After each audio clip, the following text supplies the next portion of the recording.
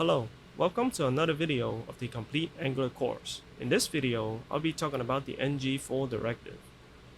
The ngFor Directive is a for loop that we can put in our HTML page to repeat some of our HTML code. Take a look at this example. There's a bunch of similar HTML that's repeating.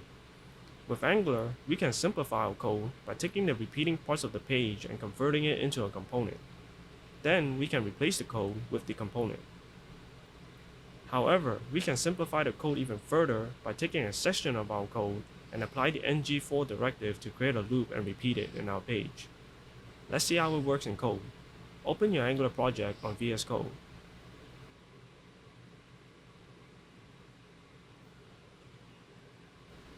Go to the app component HTML page, add a div element, and then add a head and paragraph element inside. Our app will display a list of articles. It will put the title of the article in the head element and the description of the article in the paragraph element. If we have 3 articles, we will have 3 sets of these elements. Let's see how we can use the ngFor directive. Go to the app component TypeScript file and declare an array.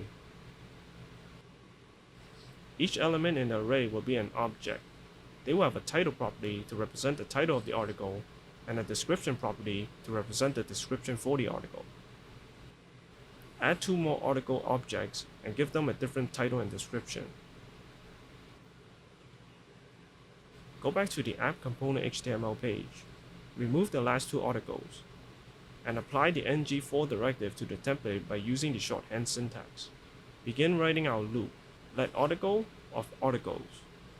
We can use interpolation to get the title and the description by taking the variable and accessing the properties. Save the project and start the local server.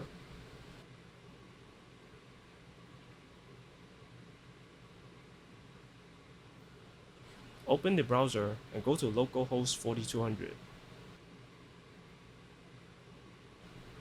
As you can see, it is displaying the articles and it is using the data from our array.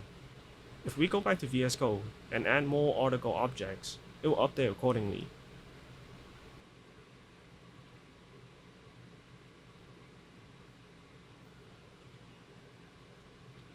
The next thing I want to talk about are the exported values that we can find in the ngFor directive. We can use these values to get some information about our elements during the loop.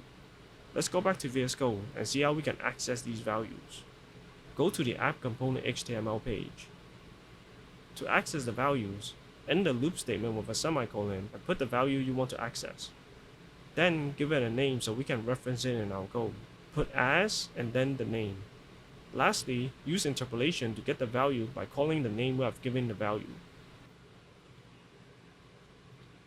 If we want to access another value, we will put another semicolon and then put another value.